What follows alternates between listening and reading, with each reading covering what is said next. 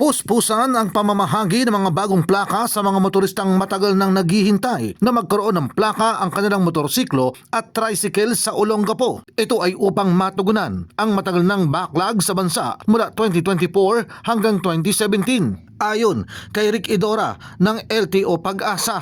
Ongoing pa rin po yung pagre-release po namin ng mga NC at AC plate sa mga private na hindi po na yung pong backlog ng LTO noong 2014, 15, and 16 and 17. Yan po yung mga priority na binibigyan po namin ng mga plaka. Pati po yung po mga 7 characters po ngayon ay binibigyan na rin po namin ng private po na galing po sa Region 1, Region 2. Binibigyan na rin po namin na na plaka para hindi na po sila pupunta sa Region 1 o sa Region 2. LTO Olongapo po na po ang nagbibigay po ng mga plaka nila. Pati po yung mga for hire natin na hindi po nabigyan ng plaka, i-issuean na rin po natin sila ng mga plaka. Pinabilis na rin ang sistema ng distribusyon sa tulong ng maayos na koordinasyon sa mga district at regional offices at pagsasagawa ng plate distribution caravan sa iba't ibang lugar, kagaya ng malls at iba pang matataong lugar. Samantala, tiniyak ng LTO